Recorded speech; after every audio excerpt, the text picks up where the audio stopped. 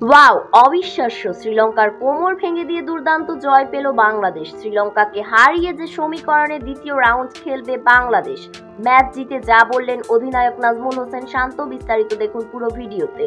দর্শক, বোলাররা নিজেদের কাজ করে দিয়েছিল। ৯ উইকেট তুলে নিয়ে শ্রীলঙ্কাকে ১২৪ রানের মধ্যেই আটকে দিয়েছেন রিশাদ, মুস্তাফিজ, তাসকিনরা।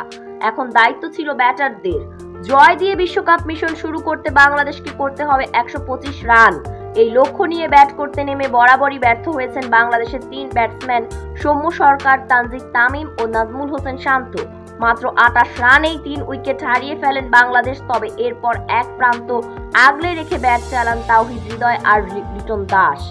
তারা দেখে শুনে একের পর এক বাউন্ডারি হাঁকাতে থাকেন এবং শেষ পর্যন্ত শ্রীলঙ্কার বিপক্ষে দুর্দান্ত ব্যাটিং করে অসাধারণ জয় পায় বাংলাদেশ। এদিকে গ্রুপ পর্বে ২ ম্যাচে ২ হার নিয়ে পয়েন্ট টেবিলে তলানিতে আছেন শ্রীলঙ্কা। অপরদিকে ১ ম্যাচে ১ জয় নিয়ে পয়েন্ট টেবিলে ১ নম্বরে আছেন বাংলাদেশ, যার কারণে দ্বিতীয় রাউন্ড খেলা সহজ হয়ে গেল বাংলাদেশের জন্য। অপরদিকে ম্যাচ জয়ের পর অধিনায়ক নাজমুল হোসেন শান্ত বললেন, আলহামদুলিল্লাহ, সবার একক পারফরমেন্স এই ম্যাচ জিতেছি। সবার জন্য শুভকামনা রইল। এভাবেই আমরা সামনের দিকে এগিয়ে যেতে চাই।